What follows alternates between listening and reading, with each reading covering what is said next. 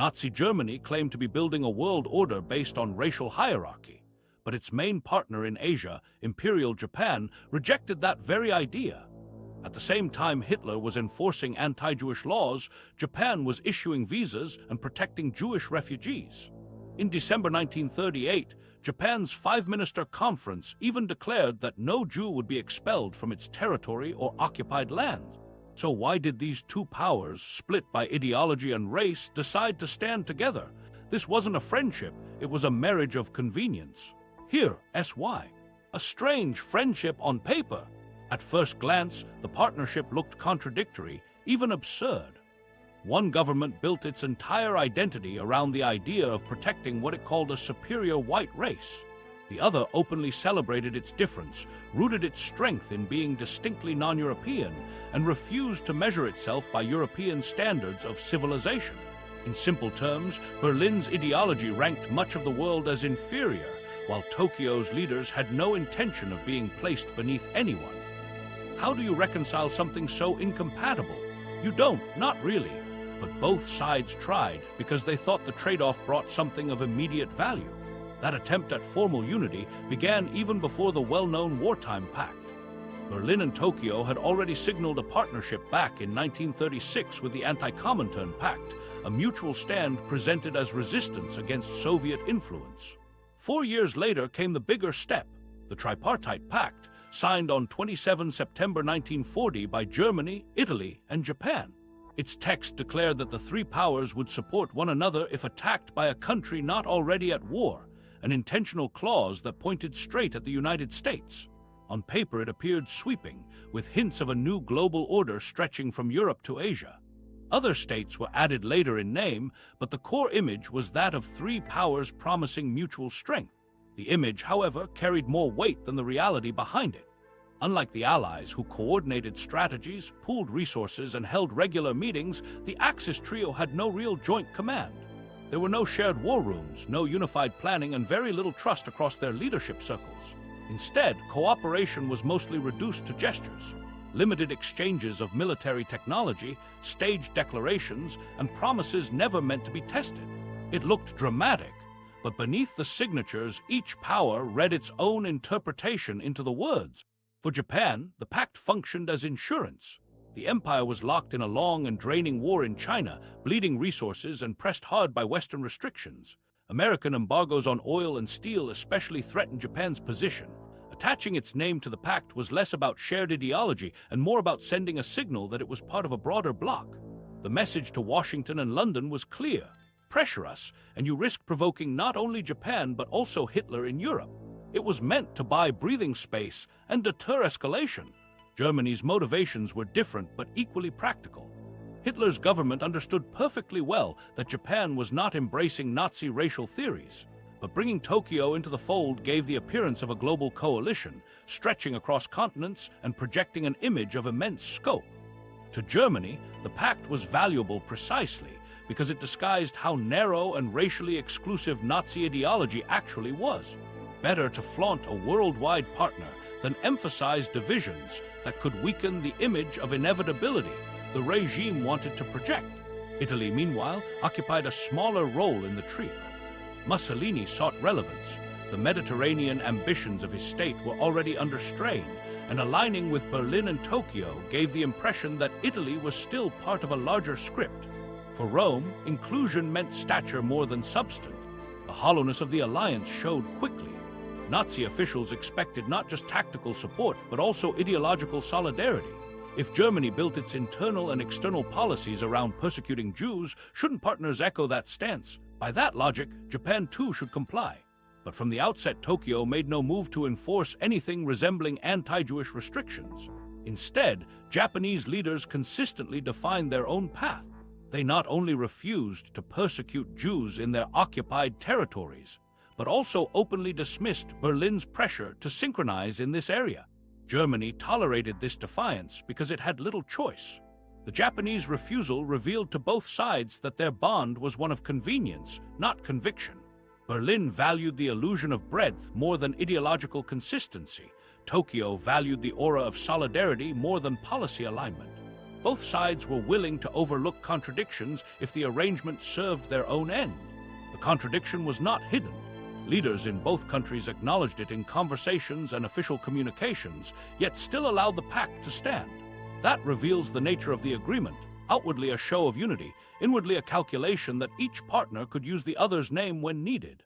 Each government spoke the language of cooperation, but neither was compelled to reshape its society or military posture to satisfy the other. When stripped of appearances, the Tripartite Pact was political theater at a global scale. Spectators abroad might see a formidable machine, but in practice the components did not mesh. For Germany, global presence was enough. For Japan, international cover mattered more than promises it might never fulfill. For Mussolini, publicity outweighed function. The pact symbolized ambition without depth. This imbalance shaped the entire wartime relationship. Without unified command structures, the Axis powers fought largely independent wars. Their occasional gestures of aid or praise were more ceremonial than coordinated. Their strategies developed in parallel rather than in tandem. By contrast, the Allies demonstrated constant consultation, shared resources, and deliberate planning across continents. The Axis never reached that level. The superficiality carried consequences. An alliance dominated by self-interest cannot withstand pressure for long. At the very moment it was announced, practical divisions undermined its meaning. From Japan's dismissal of Nazi racial demands to Germany's tolerance of that contradiction, the arrangement revealed itself not as a foundation, but as an improvisation. Its value lay in how it looked from the outside, not in how it functioned from within. And therein lies one of its most revealing aspects. The pact highlighted the difference between ideology and necessity. Germany, the state most vocal about ideology, compromised it quickly to secure Tokyo's partnership. Tokyo, while pragmatic, carried on with its own agenda unaffected by German expectations. Both put appearances before integrity. When observed closely, the pact reads more as a bluff than as a blueprint for common action. But that bluff required constant explanation, especially from Berlin. Within Germany, Hitler and his officials had built identity politics on strict racial hierarchies. Now they stood beside an Asian power that did not fit the Nazi vision at all. Reconciling that gap meant inventing justifications, bending doctrine, and twisting language in ways that exposed the fragility of Nazi claims. Germany labels its ally Honorary Aryans. When Germany tried to present Japan as a valued ally, it ran headfirst into a problem. The entire Nazi worldview revolved around rigid racial hierarchies, yet Japan sat firmly outside those categories. Hitler had spent years declaring that Germany's strength came from protecting Aryan blood, isolating lesser peoples as threats to survival. Now he needed to justify standing shoulder to shoulder with a nation he had once excluded. The solution was not a legal amendment or a new statute, but an improvised fiction. The Japanese were spoken of as Honorary Aryans. This label was never written into law in the way the Nuremberg decrees systematized anti-Jewish policy. It worked more as a rumor, a rhetorical device, and a bureaucratic gray zone. Nazi officials quietly extended exemptions when needed, especially to avoid embarrassing scenes with Japanese nationals living inside Germany. Administrative ambiguity allowed propagandists to speak as if the Japanese were special, without actually dismantling the racial categories that underpinned the regime. In practice, it was favoritism disguised as theory. Even within the government, the question sparked argument. Internal memoranda from the German-Japanese Society, DJG, noted that policy kept being deferred, and Nazi racial theorists such as Johann von Leers clashed with Walter Gross of the Office of Racial Policy over whether the Japanese could be honored or not. Berlin's approach was to avoid settling the issue.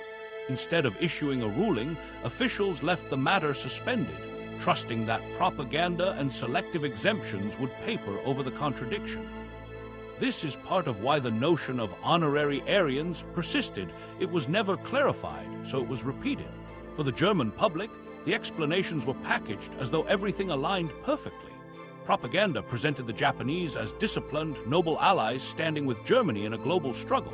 They were described as loyal and militarily capable, proof that certain exceptions could be made without abandoning principle. The framing stopped short of equality, but insisted on special recognition, giving citizens an easy way to accept the alliance without openly confronting the contradiction. The weakness of the logic came through in how easily the rules bent. A racial ideology that claimed hard scientific legitimacy suddenly had space for honorary upgrades. What had been defined as absolute categories became, in reality, conditional. The analogy is simple. It was like inventing a rule and then carving out privileges for VIPs to bypass it. Exceptions were made not because of principle, but because power demanded it. This flexibility was never only for domestic reassurance. Diplomatic considerations weighed heavily. Alienating Tokyo with overt racism could have endangered the alliance entirely, and Berlin knew it lacked leverage to force Japan into adopting Nazi racial policies. Japanese leaders openly dismissed German pressure regarding Jews, leaving Hitler with little choice but to flatter rather than dictate. By circulating honorary status, Nazi officials signaled that Japan was valued and that the partnership was worth more than rigid consistency. The irony is that Japan itself placed little importance on this honorary label. Japanese identity did not rely on European categories, and officials in Tokyo required no validation from Nazi ideology. If anything, the designation revealed more about Germany's anxieties than Japan's ambitions. Where Berlin tried to smooth an internal inconsistency with symbolic upgrades, Tokyo continued to shape policy independently, never adjusting to accommodate German racial thinking. Inside Germany, however, propaganda amplified the phrase. Newspapers and speeches repeated the idea as though it carried weight, masking the fact that no legislation secured it. Citizens were asked to accept the narrative that Japan was unlike other non-European peoples, that discipline, cultural strength, and loyalty elevated them above categories otherwise condemned. Many accepted the story, not because it was consistent, but because Nazi ideology encouraged obedience over scrutiny. What this produced was a peculiar sleight of hand. By dressing Japan in honorary language, the regime claimed it was not softening its racial worldview, but rather confirming it through recognition of select allies. The paradox was inverted into evidence of strength. If ideology seemed flexible, the propaganda machine turned that into proof of confidence. Questions about coherence seldom arose because the public was being trained to admire decisions rather than evaluate them. Seen from outside, the logic was transparently hollow. It reduced blood theory to a political convenience, undermining the very racial science that the Nazis insisted was objective. Yet inside the Third Reich, the label accomplished its goal. It stopped the contradictions from turning into open challenges, and it preserved the illusion that Germany's doctrine was intact even as it warped. This honorary recognition demonstrates how ideology faltered the moment it collided with strategic need. Hitler's obsession with purity did not block him from embracing Japan. It simply forced his regime to invent a way to argue that Japan was an exception. It was a tacit admission that ideology alone could not secure alliances, but the designations also highlight the imbalance within the Axis. Japan needed material resources and breathing room. Germany needed the appearance of a global partner. The honorary status showed who was bending more. It was Berlin, not Tokyo, that scrambled to adjust. Nazi leaders softened definitions in desperation to preserve unity, while Japan ignored Berlin's most radical demands without consequence. In the end, the Honorary Aryan device was a patch. It covered an ideological wound without healing it. German citizens heard of Japan's special role, officials avoided issuing binding definitions, and propaganda kept contradictions from boiling over. Nothing about it was formalized, but its repetition in speeches and directives made it seem real enough to function. This moment tells us more than just how Nazi Germany treated Japan. It shows how any rigid ideology can erode in the face of necessity. A theory celebrated as unshakable collapsed into a set of exceptions when circumstances demanded cooperation. The survival of an alliance mattered more than fidelity to doctrine, so rules bent while officials pretended nothing had changed. And while Germany was inventing categories to excuse its partnership, Tokyo was pursuing its own course. This becomes clearest when we turn to an area where the divide between the two allies stood out most starkly: responses to Jewish refugees in the years when Europe was expelling them. Japan and the Jews, an unexpected sanctuary.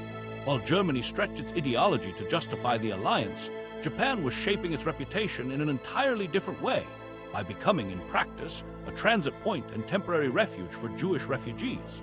At the very moment when Europe was closing borders and turning away ships, Japan's policies created openings that thousands of people used to survive. It was an outcome that exposed just how far apart Berlin and Tokyo were when it came to questions of race and persecution. The foundation of this stance lay in an explicit government directive. On December 6, 1938, the so-called Five Ministers' decision made clear that Jews would not be expelled from Japanese territory or from areas under Japanese military control. This was not a casual oversight, but an official anchor repeated throughout the war, even when Nazi officials urged Tokyo to adopt harsher measures. Where Berlin demanded conformity, Japan held on to its own priorities and declined to follow Germany's path. Far from a secret policy, this framework allowed refugees to reach ports under Japanese jurisdiction and, at least temporarily, escape the fate awaiting them in Europe.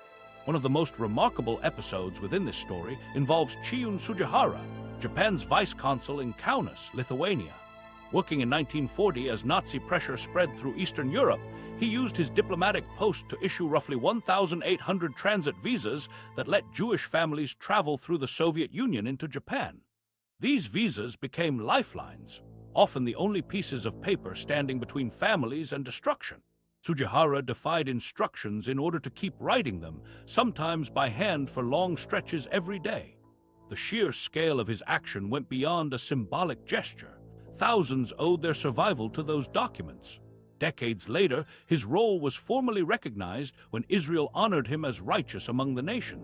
His choices did not establish Japan's overall refugee policy, but they showed how the absence of institutional anti-Semitism in Japan created space for life-saving individual decision. Tokyo's policymakers never pretended their position came from moral conviction alone. Alongside humanitarian instincts, practical concerns played a large role. Some planners looked at Jewish immigration as a way to acquire skills, capital, and international links useful to Japan's own agenda. Out of this climate came talk of the so-called Fugu plan, an idea that Jewish communities might be settled in Japanese-occupied territories if managed carefully. The comparison to the pufferfish suggested that Jewish influence could be either beneficial or dangerous, depending on how it was handled. Historians still debate how seriously this idea was pursued or how concrete the proposals actually became. But the very fact they were considered highlights the difference in outlook. Where Berlin saw Jews only as an extermination target, Tokyo sometimes saw leverage or opportunity.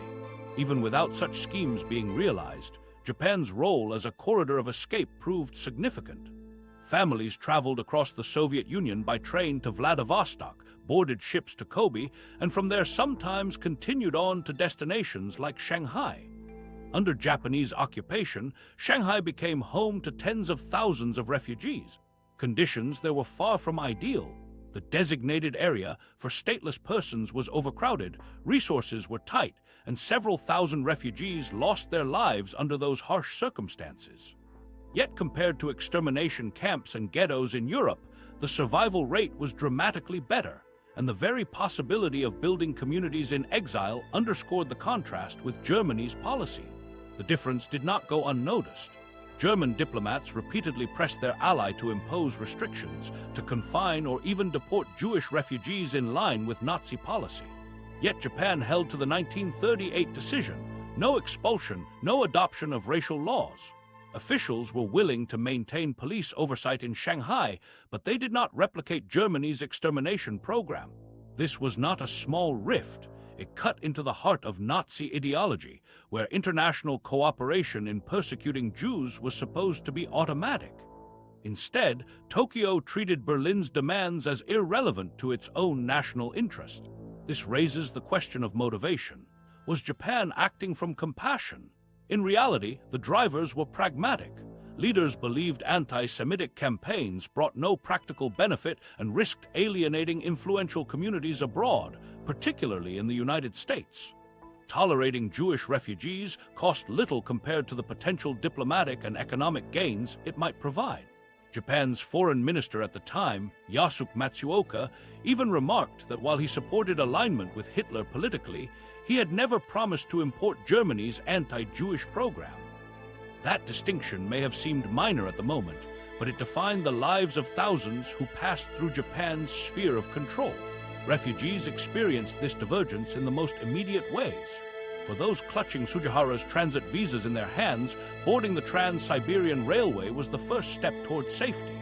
For families arriving in Kobe or Shanghai, daily realities were difficult but not annihilating. Cultural institutions sprang up, synagogues functioned, and networks of relief supported survival under occupation. It was survival on the margins. But in the middle of World War II, that difference meant everything. The broader irony is stark.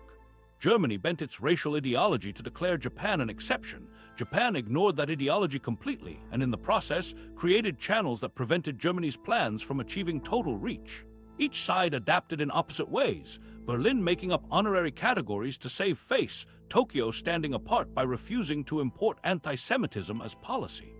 Together, those adaptations revealed that the so-called Axis unity offered little more than appearances. In the end, Jewish refugees found pathways to live because Japan pursued its own interests rather than Nazi doctrine.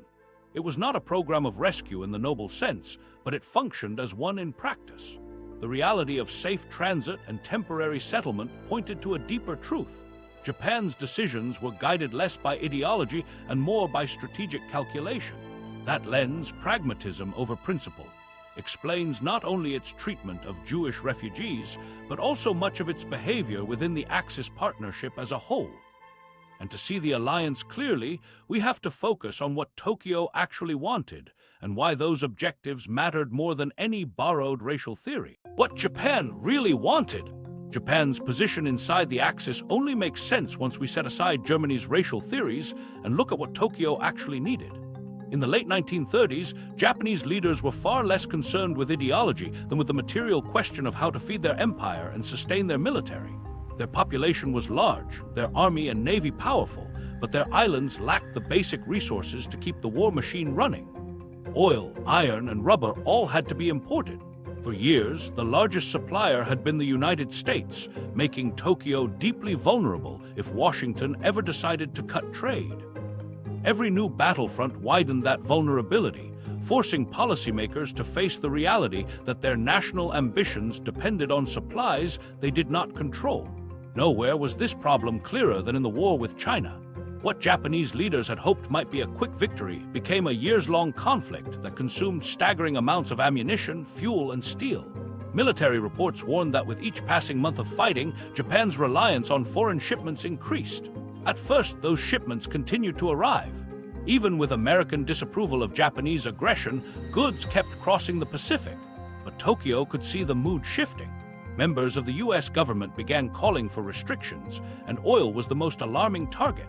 Japanese naval staff estimated that if a full embargo were imposed, the country would have only about 6 months' worth of usable reserves left.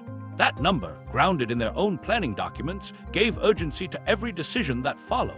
Securing independence from Western-controlled resources was no longer an option to be pursued at leisure. It was an immediate survival concern.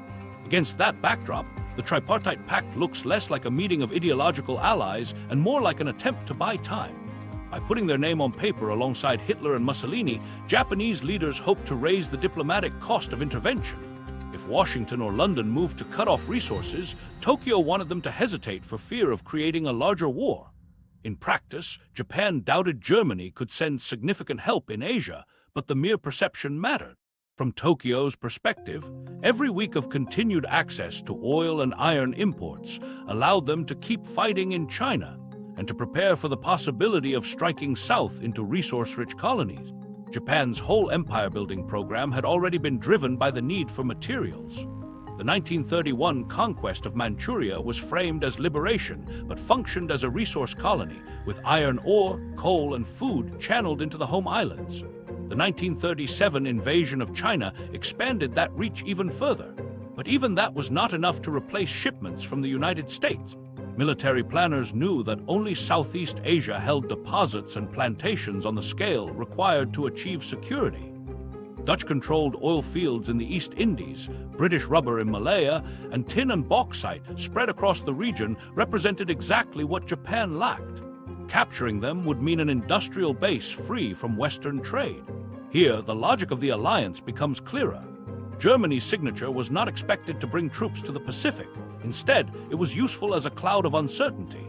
If Japan moved to seize Southeast Asia, any Western intervention might now be seen as risking a two-front confrontation in Europe and in Asia against supposedly united powers. For Tokyo, that illusion was worth the ink on the document. It promised time to secure a southern strategy without immediate retaliation. The focus on oil cannot be overstated. By mid-1941, after occupying French Indochina, Japan finally faced the embargo its leaders had long dreaded. Imports of oil and other critical goods from the United States, Britain, and the Netherlands ground to a halt. The 6-month estimate of reserves moved from theory to alarming reality. At that point, the gamble of empire became unavoidable. Either retreat from expansion in Asia or push south aggressively and seize control of the resources directly. Everything traced back to that countdown. The Tripartite Pact had not deterred embargoes, but at the time of signature in 1940, Tokyo believed it might create enough hesitation to make a decisive move possible.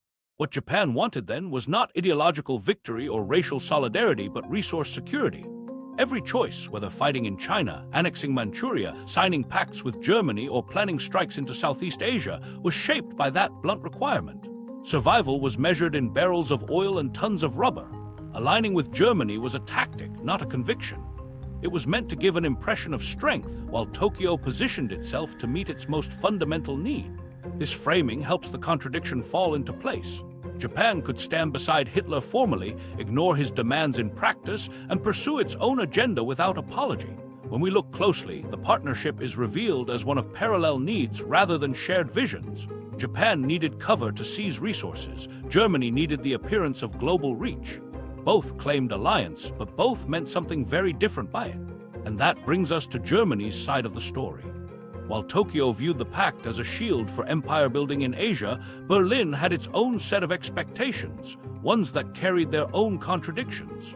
To understand why Hitler valued Japan across half the globe, we need to step into his perspective and ask what Germany thought it was gaining from this distant partner.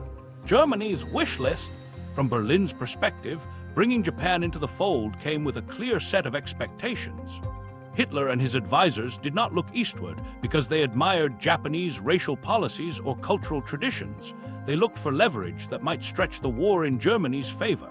The Nazi leadership saw Tokyo less as a comrade in belief and more as a tool that could unsettle the balance of global power. Germany's wish list was ambitious. Weaken Britain, make the United States hesitate, and, if possible, strike the Soviet Union from two directions at once. The first item centered on Britain. By 1940, London was straining to defend its empire across Europe, Africa, and the Atlantic. Germany's strategy required keeping Britain under pressure until it collapsed or accepted terms. Here, Japan seemed like a natural partner, an aggressive military state on the other side of the globe with the ability to hit British possessions in Asia and the Pacific. If Tokyo tore into those colonies, the argument went, British resources would be drawn overseas, leaving the home islands vulnerable to Germany's grip.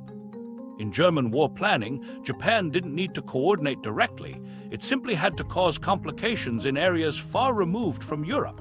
For Berlin, just the prospect of Britain fighting in Asia reduced the likelihood of Britain resisting effectively in Europe. The second concern involved the United States. Hitler recognized American industrial might, and reports from his own economic offices confirmed how dangerous it would be if Washington threw its full capacity behind Britain. The Tripartite Pact, with its carefully worded promise of mutual aid if attacked by an outside power, was designed in part to make Roosevelt pause. If the United States considered joining the war in Europe, the presence of Japan at America's western doorstep was intended to force hesitation. German leaders hoped that the U.S. would calculate that intervention came with too many risks in Asia. Delay, even by months, could solidify German dominance of the continent. Japan, in this sense, was not a military savior for Berlin, but a figure looming in the background, a threat that might slow America's timetable. The third and most ambitious hope was aimed squarely at the Soviet Union. Long before Operation Barbarossa was launched in June 1941, German military thinkers dreamed of an assault that came from both west and east. If Japan attacked across Siberia, Stalin's armies would be split. Without the ability to mass forces against Germany, the Soviet state might collapse in months instead of years. The wish list envisioned a classic pincer movement. Hitler's forces rolling east through Ukraine and Russia, while Japanese troops advanced from Manchuria toward the Soviet rear. That scenario never materialized, for reasons grounded in Japan's own recent history. In 1939, at Khalkhin Gol, also known as the Namhanhan Incident, Japanese forces clashed with the Red Army on the Mongolian border and were overwhelmed by General Zhukov's counterattack. The losses were heavy and humiliating, leaving Tokyo deeply wary of provoking the Soviets again. That experience shaped Japan's strategic decision by 1941. Instead of engaging once more in the frozen expanses of Siberia, Japanese leaders signed the Soviet-Japanese Neutrality Pact in April of that year. The agreement gave them security on their northern border and allowed Tokyo to focus instead on the oil and rubber of Southeast Asia. Germany hoped Japan would attack the USSR from the east, but after Khalkhin Gol and the Neutrality Pact, Tokyo flatly refused to open that front. For Berlin, this was the most bitter disappointment. The ally it had placed on the pedestal of propaganda declined the one task that could have changed the war in Europe. Without Japan's involvement against the Soviet Union, Germany's expectations fell short. The invasion of Russia began with only German and Axis European forces, leaving the Wehrmacht to confront the full weight of Soviet manpower and geography alone. The quick victory Hitler fantasized about never happened. While Berlin struggled in the fields around Moscow, Japan stayed focused southward, preparing to seize resources from the British, Dutch, and later the American.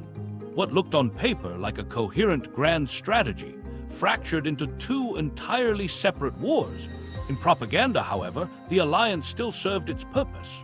Newspapers in Germany printed triumphant accounts of Japanese campaigns in Malaya and the Philippines, presenting them as proof that the Axis bloc was winning on multiple fronts.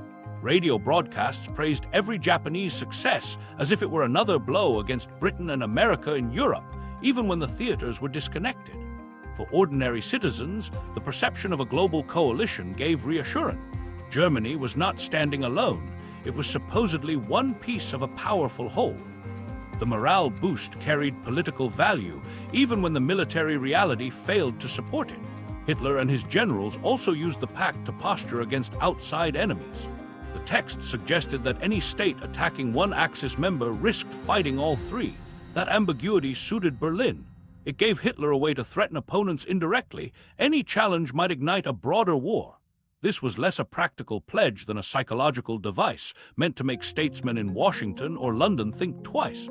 In authoritarian regimes, where appearances mattered as much as capability, simply projecting the image of global reach provided short-term advantage. Still, the contrast between Germany's hopes and the actual outcomes was stark. Britain did suffer blows in Asia, but those operations stemmed from Japan's hunt for oil, rubber, and territory, not from loyalty to Berlin. The United States did join the war, but Pearl Harbor accelerated rather than delayed its involvement. And the Soviet Union, far from battling a two-front war, turned all its strength on Germany and ground the Wehrmacht down. In the ultimate test of war aims, Germany's wish list remained just that. A list, mostly unrealized, held together only by the veneer of propaganda. In the final analysis, what Berlin gained was marginal.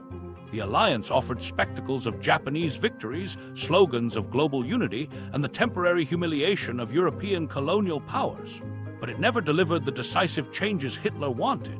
Japan fought for its own reasons, and Germany had to accept the gaps because maintaining the image of a worldwide coalition seemed better than admitting weakness. The contradiction was tolerated not out of ideological harmony, but from a pragmatic need to appear unstoppable. Yet beneath the surface of those maps and speeches lay a much different truth. The Axis was not a single, coordinated machine executing a unified strategy. It was a pair of powers pursuing parallel agendas, often without informing the other. This gap between appearance and action would only grow clearer as the war went on. The myth of coordination. The Axis alliance often gets remembered as if it were a disciplined war machine, its members glued together by shared strategy and joint planning. Propaganda, films, and even some later histories have painted the picture of Germany and Japan acting like synchronized partners, coordinating moves across continents as though working from a joint playbook. The reality was far less polished. If you look closely, the supposed unity breaks down quickly. They rarely shared important information, they didn't build common military strategies, and each government often discovered the other's most decisive actions only after those actions had already unfolded. The myth of coordination masked what was, in truth, an improvised and disconnected relationship. Consider the chronology of 1941. In April, Japan committed itself to the Soviet-Japanese Neutrality Pact, making a deliberate choice to avoid further conflict with the USSR after its defeat at Khalkhin-Gol in 1939. Only 2 months later, on June 22, Germany launched Operation Barbarossa, the largest invasion in history, aimed directly at the very Soviet state Tokyo had just promised to leave alone. Japanese officials were not consulted. They were not partners in the decision. They were simply informed, like observers, once the offensive was underway. German leaders imagined a two-pronged assault on the Soviets, but Japan had already opted out, preferring to conserve its strength for moves toward Southeast Asia. Soviet intelligence, through agents such as Richard Sorge, even confirmed that Japan had no plans to attack the USSR. This knowledge allowed Stalin to redeploy divisions from the Far East to defend Moscow, a shift with decisive consequences. One ally's refusal to coordinate became the other's strategic vulnerability. The same pattern appeared later that year, but in reverse. On December 7, 1941, Japan launched its surprise attack on Pearl Harbor. Berlin had no advance notice of the strike beyond vague hints. German leaders, including Hitler himself, learned of it much like everyone else, as news bulletins flooded in after the attack was already underway. 4 days later, on December 11, Hitler declared war on the United States, binding Germany to a conflict with the one country he had long warned could overwhelm Europe with sheer industrial power. If this had been a matter of joint strategy, preparations would have been visible months in advance. Instead, Berlin improvised in response to Japan's gamble, forced to follow Tokyo's lead into a struggle that fit very poorly with its own priorities. These two episodes, the Neutrality Pact with the USSR in April and the sudden strike against Pearl Harbor in December, illustrate the larger problem. Japan and Germany did not coordinate their Keystone War decisions. They pursued their own interests, crossed paths accidentally, and only afterward tried to describe events as part of some coherent joint effort. Each acted out of national calculations with little regard for the other's hopes. Germany counted on Japan to pressure the Soviet Union, but Japan had no interest in reopening a front it associated with humiliation. Japan counted on Germany's war to restrain Britain long enough to seize Asian colonies, but Berlin was locked into its continental war. The alliance existed mostly in communiques and headlines rather than in operational reality. Meanwhile, their differences couldn't have been more stark. Germany lived and breathed its war in Europe, pouring everything into overpowering the Soviet Union and breaking Britain. Japan lived in another theater altogether, weighing the balance of risk and reward in Southeast Asia and the Pacific. Their lines of interest barely touched. Without overlapping goals, there was never a true foundation for coordination. At best, they aligned by coincidence. Japan's moves in Asia distracted the British Empire. Germany's advance into the USSR tied down Stalin's forces. These were indirect benefits, side effects rather than deliberate synchronization. By contrast, the Allies built an actual machinery of coordination. American, British, and Soviet leaders held summits, established shared command structures, shared intelligence flows, and agreed on priorities. They may have disagreed sharply at times, but they put resources and strategies together. Berlin and Tokyo had no equivalent structures. Their summits were rare, symbolic, and carefully staged. Talks ended with ceremonial messages about friendship, but no shared command lines emerged. Information flowed in one direction only when convenient, and often arrived too late to matter. The lack of trust reinforced the pattern. Both Nazi Germany and Imperial Japan treated information as something to guard jealously. Berlin withheld clear accounts of its plans, and Tokyo did the same. Fear of betraying secrets outweighed any interest in collaboration. Public statements celebrated solidarity, but behind the scenes, each government moved as if it were alone. The consequence was that neither could rely on the other in a coordinated sense. They declared unity while practicing secrecy. This is why the perception of coordination survives mostly through propaganda and storytelling. At the time, each regime inflated the accomplishments of the other to reassure domestic audiences. When Japanese troops captured British or Dutch bases in Asia, Germany claimed this as proof that the global order was tipping in favor of the Axis, even though those victories had almost nothing to do with Berlin. When German forces advanced deep into Soviet territory, Japanese media echoed the triumph, presenting it as Axis strength despite Tokyo's refusal to participate. The spectacle created the illusion of shared advancement, yet no joint plan produced it. Seen in this light, the Axis alliance worked more like two parallel wars pursued under a single name. Both countries fought against many of the same opponents, but their battles were separate, their priorities unlinked, and their timetables incompatible. Sometimes their actions looked helpful to each other, but that appearance was coincidental, not the outcome of a joint strategy session. They looked allied on maps, they fought separate wars in reality. What held the illusion together was the way the story was told. Propaganda amplified victories, downplayed contradictions, and presented coincidence as coordination. The image of a united bloc projected strength to citizens at home and fear to enemies abroad. That image mattered enough that both governments worked hard to protect it, even when the facts pointed the other way.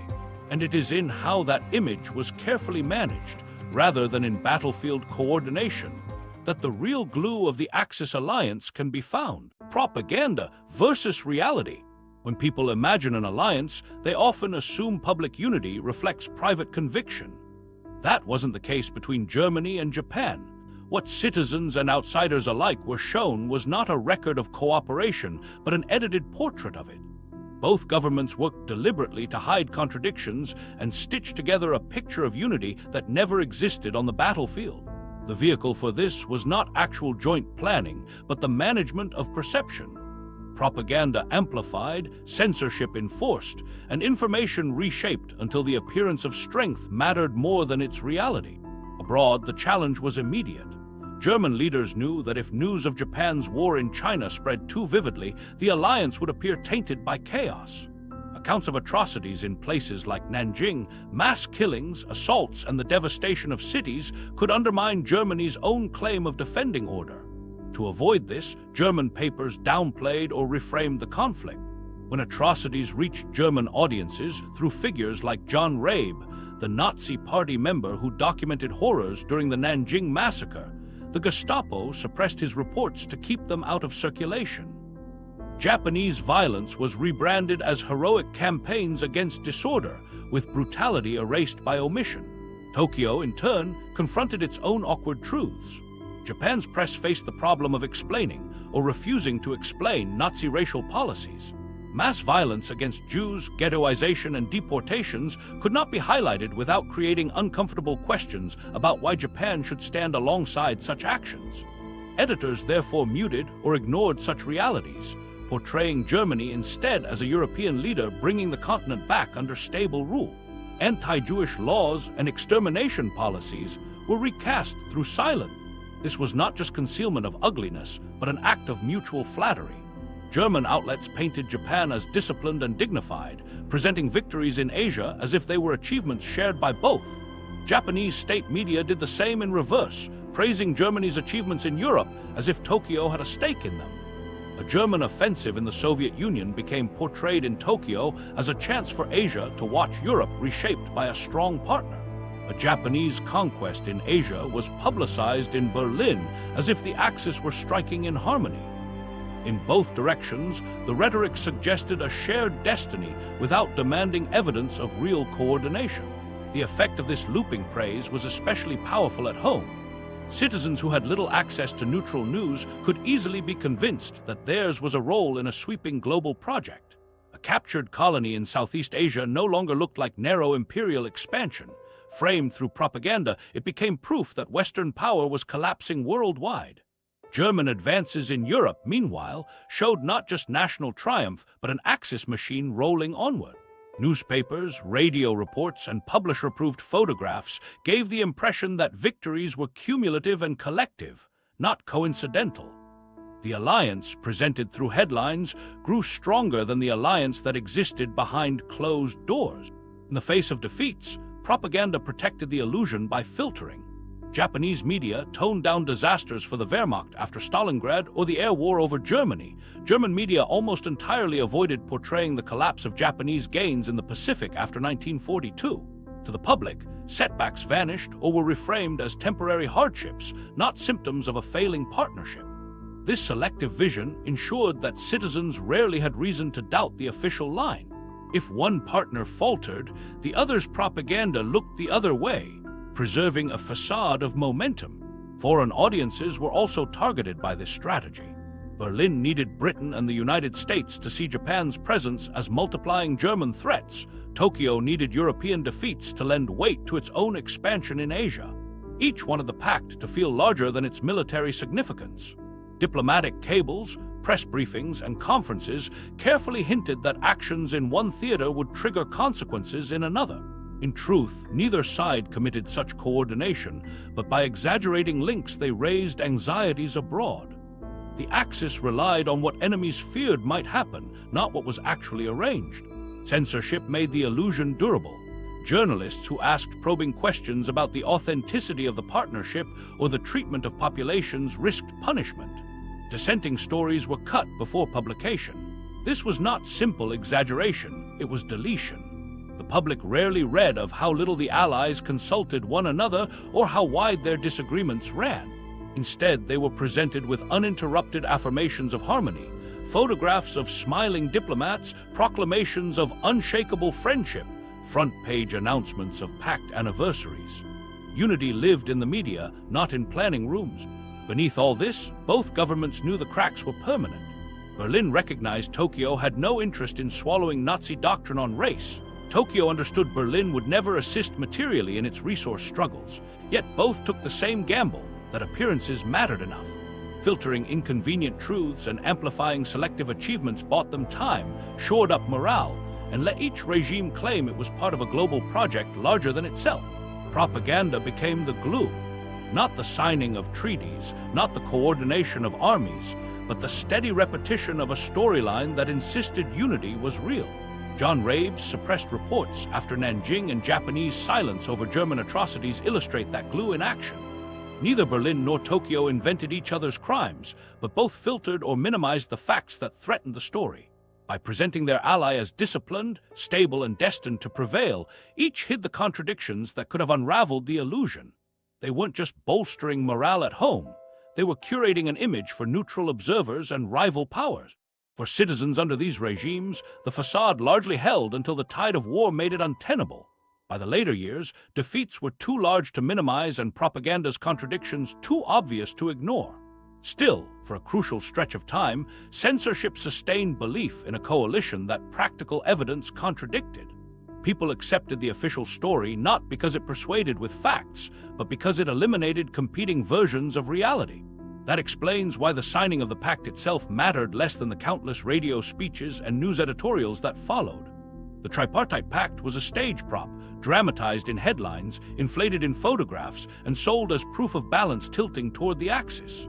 For both Germany and Japan, theater filled the space where trust and coordination should have been. What audiences saw was not the war as it was fought, but the war as the alliance needed it to appear. The story told abroad, however, carried consequences as well. Even when staged, those choreographed images and declarations positioned the alliance as a direct warning to outsiders.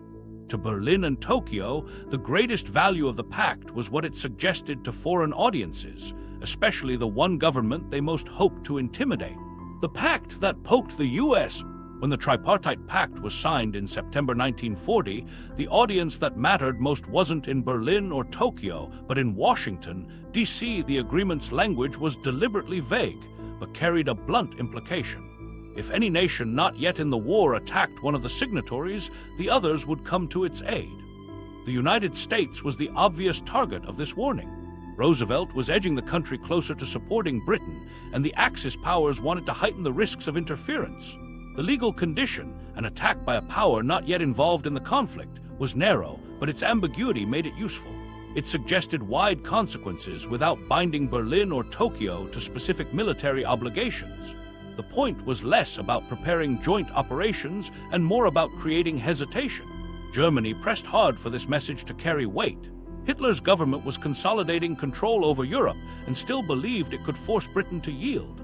The last challenge it wanted was America's vast industry entering the fight early, tipping the balance against Germany before its dominance was secure. The Pact's warning was meant to raise the cost of intervention. Helping Britain might mean facing German power in Europe and Japanese forces in Asia at the same time. Tokyo, meanwhile, signed for equally practical reasons. It relied on foreign oil, much of it from the United States, and already faced growing sanctions. Japanese leaders hoped that if Washington considered cutting off vital supplies or confronting Japan in the Pacific, the prospect of fighting not only Japan but also Hitler would keep American policymakers cautious. The treaty's effectiveness depended entirely on perception. By leaving its wording cloudy, the pact let each power frame it however best suited them. Supporters could describe it as a defensive measure, enemies might view it as an aggressive ultimatum, and officials in Washington were left uncertain how rigidly it would be applied. This ambiguity was the center of its design. The pact's theatrical value outweighed its operational value. It aimed to deter, not to coordinate. But in practice, the warning did not restrain the United States. Instead, it confirmed what many in Roosevelt's circle already suspected. The wars in Europe and Asia were linked, and the Axis envisioned them as part of a single global struggle. Far from discouraging involvement, the pact added credibility to Roosevelt's argument that America's security was bound up with the outcome overseas. In speeches and internal discussions, the Tripartite Pact became evidence that neutrality was unrealistic. By autumn 1940 and into 1941, U.S. policymakers treated the agreement as a signal that the United States had to prepare for confrontation on both fronts, whether it wanted to or not. The contradictions sharpened once events escalated. In December 1941, Japan attacked Pearl Harbor. Tokyo's leaders calculated that crippling the American Pacific Fleet would reduce Washington's ability to interfere, buying time to seize resource-rich territories across Southeast Asia. But the strike brought the very outcome the Tripartite Pact had warned of. The United States was now directly at war with an Axis state. The crucial question immediately landed in Hitler's lap. The United States had not attacked Germany first. Would the pact compel Berlin to act? Strictly speaking, Germany was not legally obliged to do so. The treaty only covered situations where a signatory was attacked by a new power, not when one of them initiated hostilities. Japan had fired the opening shot, not America, and Berlin could have argued that the language did not apply. Yet on December 11, just 4 days after Pearl Harbor, Hitler announced that Germany was at war with the United States. He cast it as honoring the pact, even though its terms did not strictly bind him. The decision guaranteed America's involvement in Europe, turning Germany's greatest strategic fear into cold reality. Hitler's reasons were layered. Declaring war allowed him to present a picture of solidarity, portraying the Axis as a united coalition facing a worldwide enemy. He may also have hoped that by standing with Tokyo, Japan would finally move against the Soviet Union, striking from the east while Germany battled from the west. But none of these hopes materialized. Japan honored its neutrality with Moscow and focused entirely on its southern campaign. What Hitler actually accomplished was to transform the United States from an inconvenient supplier of aid into a full belligerent, free to wage war on Germany directly. The decision was catastrophic for Berlin. Roosevelt no longer had to persuade Congress that the fight in Europe applied to America's vital interests. Hitler had provided the justification himself. Factories in Detroit, Pittsburgh, and Los Angeles now became part of the war against Germany, producing ships, aircraft, tanks, and weapons at a pace Germany could never hope to match. By trying to fulfill an alliance commitment that was more symbolic than binding, Hitler had opened a new front which ensured Germany would face the industrial titan it most wanted to avoid. For Japan, the results were no better. Leaders who once saw the Tripartite Pact as a useful shield against embargoes discovered that it had no power once fighting began. Washington no longer cared about hinted threats of coalition retaliation. After Pearl Harbor and Hitler's declaration, the American public was unified, viewing the Axis as a single enemy to be defeated. The pact Tokyo had hoped would deter crises now served as proof of complicity in a global conflict they could not control. The irony could not have been sharper. An agreement crafted to ward off the United States and extend hesitation across the Atlantic and Pacific instead cemented America's role in the war. Its vagueness, once an asset that allowed leaders to bend its meaning, became a trap. Hitler's pride and desire for cohesion pushed him toward a declaration he did not have to make. The result was the very outcome the pact was supposed to prevent: the United States joining the war on all fronts with full force. At the core, this episode demonstrates how the Axis depended on appearances more than alignment. The pact's language had been a gesture, not a binding tool of military coordination. Its menace was supposed to lie in its uncertainty, but when the uncertainty mattered most, Hitler abandoned caution for theater. By prioritizing the symbol of unity over the reality of strategy, Berlin converted a deterrent warning into a self-inflicted disaster. By early 1942, the consequences were unmistakable. The United States entered the conflict as a mobilized giant. Troop deployments expanded across the Atlantic, naval production reshaped the balance in the Pacific, and Allied strategies quickly incorporated the vast weight of American supply. The pact had promised hesitation. Instead, it accelerated commitment. German hopes of deterring intervention had collapsed. While Japan discovered the warning it valued most could not shield it once war ignited. This brings us to the crucial turning point on Japan's side. The pact could serve as theater only so long as war remained hypothetical. Once sanctions tightened and resources dwindled, Tokyo faced a decision it knew carried immense risk yet saw no path around.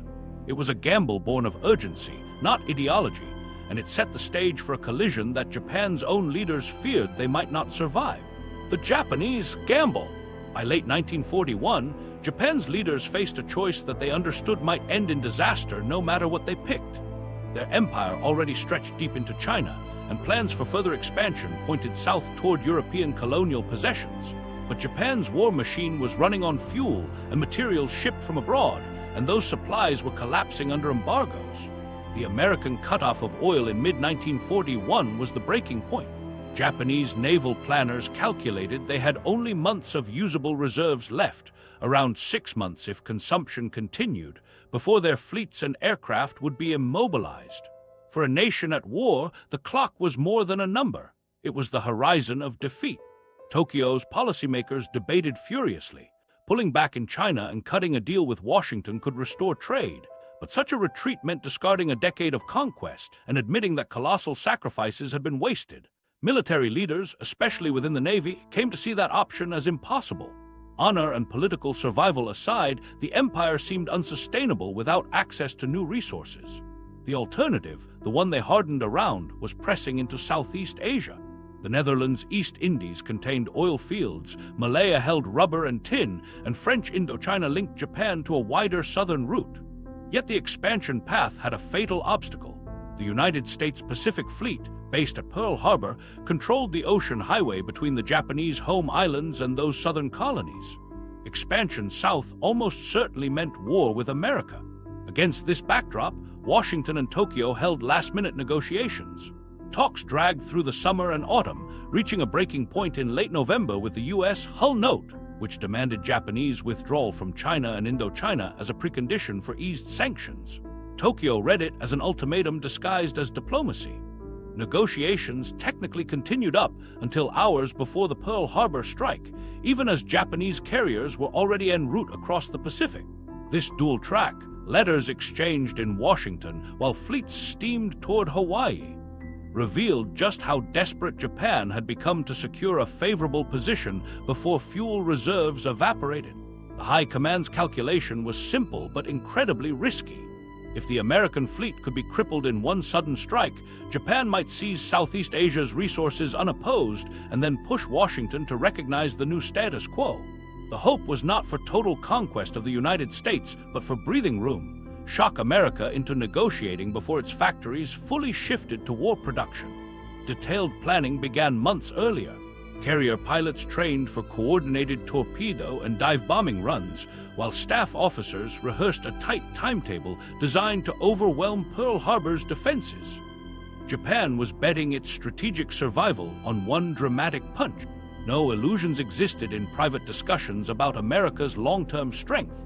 Leaders knew the United States had more people, bigger factories, and an unmatched resource base. Detroit alone could outproduce entire Japanese regions. They also knew their industrial structure was fragile, with almost every key material imported by sea. The gamble was that a sharp enough humiliation, battleships sunk in harbor, a fleet reduced to wreckage, would sap American resolve. It was never about dominating every coastline of North America. It was about forcing a settlement that preserved Japan's conquests intact. Some leaders saw the danger clearly. Admiral Isoroku Yamamoto, who had studied in America and understood its industrial capacity firsthand, warned that even brilliant victories could not offset the economic imbalance. His famous observation that an attack might wake a sleeping giant reflected this fear. Once roused, the United States could bury Japan under sheer production. But his warnings could not derail the plan. With oil running out, hesitation looked like surrender. Momentum carried the Navy forward, even though calculation pointed toward a long war it could not win. On December 7, 1941, the strike went forward. Japanese planes roared over Pearl Harbor, sinking or damaging much of the American battle line. The attack was tactically bold but incomplete. U.S. aircraft carriers, the most vital assets, were at sea and untouched. Repaired docks, oil tanks, and submarine pens were left intact, giving the fleet the infrastructure to recover. What mattered most, however, was psychological. Instead of frightening Americans into caution, the strike enraged them. Casualties and destruction unified a public that until then had been divided over intervention. Within hours, Roosevelt had his declaration of war. Japan had misjudged its opponent. Leaders assumed the United States would shrink from heavy casualties, seeking negotiation. Instead, American society mobilized for retribution. Concepts of honor and humiliation that dominated Tokyo's thinking did not translate. Factories began shifting within days to full war output, and within months new ships and planes rolled out of yards at a pace Japan could not hope to match. Yamamoto's warning about industrial imbalance became reality, and the gamble transformed quickly from tactical daring into strategic disaster. Still, in the short term, Japan achieved success. Its forces swept through the Philippines, Dutch East Indies, Malaya, and Singapore, capturing vital oil fields and rubber plantations. For a short window, the gamble seemed to pay off. Tankers carried new flows of crude, airfields extended Japan's reach, and Allied positions across Asia collapsed. But controlling vast territories created new vulnerability. Allied submarines stalked supply routes, American bombers threatened shipping, and the very resources Japan seized became fragile targets dependent on overstretched supply lines. The southward expansion solved the resource crisis only temporarily, while multiplying the risks. By 1942, the counteroffensive had already begun. American carriers struck back in battles like Coral Sea and Midway, where Japan lost precious ships it could not replace. Attrition, the very dynamic Tokyo had hoped to avoid, became unavoidable. The thicker Japan spread its empire, the thinner its defenses became. Every gain from 1941 and early 1942 carried liabilities. Oil from the Indies mattered little if tankers were sunk before reaching home waters. Bases across the Pacific turned into costly outposts, drained by Allied advances. The Pearl Harbor strike, often remembered as audacious brilliance, was in reality an act of desperation under extreme time pressure. The oil embargo had set a countdown that leaders believed allowed only half a year before collapse. Negotiations in Washington had stalled, and the Hull Note convinced them that diplomacy meant surrender. That context made action appear as the only option, even though leaders understood the imbalance they faced. The gamble was never driven by confidence. It was forced by material scarcity and the sense of a shrinking horizon. Japan threw its navy at Pearl Harbor not to expand endlessly, but to carve out time, to secure resources quickly, and to demand respect for its empire under duress. Yet the strike did not buy the intended pause. It brought the full weight of the United States into the war, transforming an already difficult struggle into an unwinnable one. In hindsight, the moment clarifies the nature of Japan's choices. No ideological harmony with Germany guided them. No expectation of rescue from Europe factored into their operations. What moved Tokyo was a resource clock ticking down and the fear of collapse.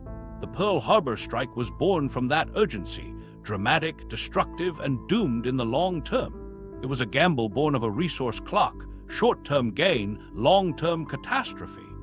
And the strain of such desperate choices revealed something deeper as well.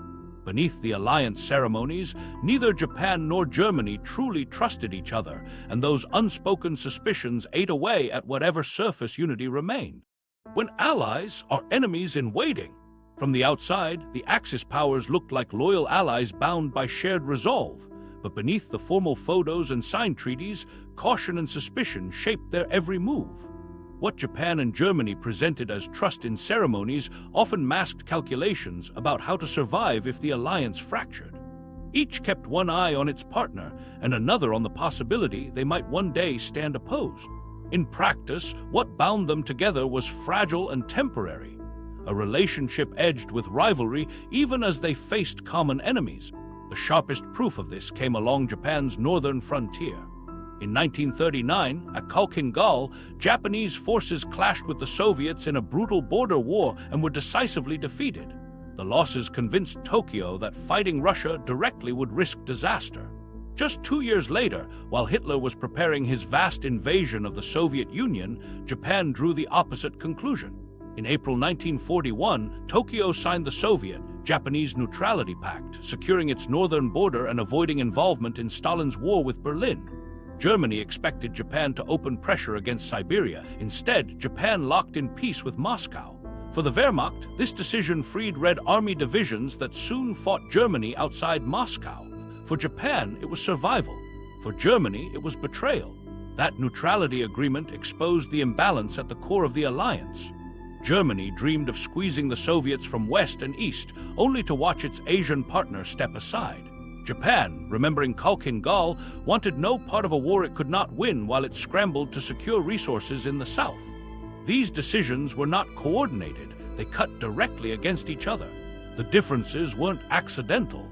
They stemmed from each side pursuing its own priorities, even when they contradicted alliance expectations. The reverse happened later in the year. When Japan attacked Pearl Harbor on December 7, 1941, Berlin received only fleeting hints beforehand.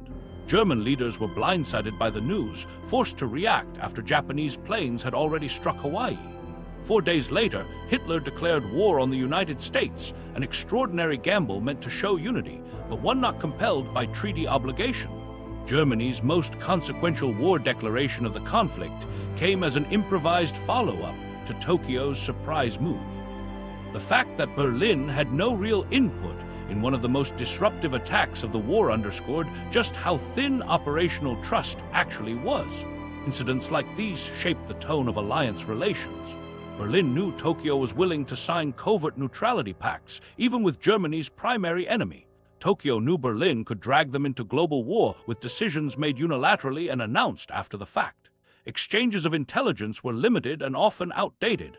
Neither side trusted the other with details of their plans. Even economically, the distrust showed. Germany expected assistance, but received little from Tokyo until late in the war. Japan withheld concessions, fearful that economic integration with Berlin would damage its bargaining position with the United States before diplomacy fully collapsed. Every withheld move or hidden negotiation deepened suspicion. On the surface, propaganda covered these fractures. Newspapers and photographs presented Germany and Japan as firm allies, their flags intertwined, their diplomats smiling. But the gap between image and practice widened as the war went on. At conferences, leaders spoke the language of mutual struggle. Behind doors, they shielded secrets and hedged bets. True alliances draw closer under pressure, yet here tension only amplified existing division. For Hitler, the possibility lingered that Japan might at some point realign with Western powers if its Pacific fortunes soured. For Japanese leaders, the concern was that Berlin's declarations of solidarity were empty words, suited for speeches but irrelevant for Tokyo's actual military needs. Their suspicions were not theoretical, they were based on lived experience. The Neutrality Pact, Pearl Harbor mismatched resource priorities. Both sides looked ahead and wondered whether the other might one day shift positions entirely. The impact was visible in strategy. While German armies bled in the Soviet Union, Japanese soldiers held to their neutrality pact and avoided conflict on that border. While Tokyo gambled on expanding southward, Berlin provided no resources to shield or assist those ventures. The alliance was unable to transform sacrifice into shared survival. It lacked mechanisms for joint decision-making, and it lacked confidence that if one partner faltered, the other would stand alongside them. Internally, both regimes thought about the future beyond wartime. Germany envisioned post-war dominance of Europe. Japan imagined a Pacific and Asia liberated from colonial control under its own leadership. They did not clash directly in 1941 or 1942, but policymakers knew those visions could not both exist indefinitely. In Berlin's eyes, a great European empire had no space for equals in Asia. In Tokyo's eyes, subordination to European partners was unthinkable. Their alliance was about enduring convenience, not permanent alignment. The contrast with the Allies showed the fragility. Britain, the United States, and the Soviet Union had enormous ideological and political differences, yet they devoted effort to joint planning and made concessions to preserve a working partnership. That level of trust grew from necessity, their survival intertwined. In the Axis, mistrust outweighed necessity. Even when threatened by the same opponents, Germany and Japan refused to pin their security to each other. What one side defined as protection, the other read as duplicity. When pressure mounted, these flaws worsened. Germany eventually fell in 1945, never having received relief or coordination from Japan. Tokyo held on longer, only to continue alone once its European partner disappeared. The alliance meant little by those final months. What remained in speeches bore no relation to battlefield realities. In the end, the fear of betrayal had shaped the conduct of both sides more than loyalty ever did. The so-called partnership was a brittle arrangement stitched together for appearance. Each side signed pacts and raised flags together, but both pursued survival first. Japan secured safety with Moscow even when Berlin demanded the opposite. Germany plunged into war with the United States even though Tokyo had not asked it to. They maneuvered less like comrades seeking victory than like wary actors safeguarding options for the day their temporary bond ended. Mistrust wasn't noise, it was structural. It ensured the Axis would never fight as one. And that dynamic explains why, when viewed closely, the alliance looks less like a meeting of equals and more like an illusion of strength, propped up for the world to see but hollow inside. The image it projected endures in memory, but the cracks were always there, waiting to split. And those cracks frame the deeper question that follows. What does it mean when coalitions survive only in appearance rather than substance? The Axis alliance is often remembered as a united force, but in practice it was only theater. Germany leaned on the image of a global coalition to project power, while Japan treated the pact as a shield while it scrambled for resources. Neither side trusted the other, and both acted according to their own agendas.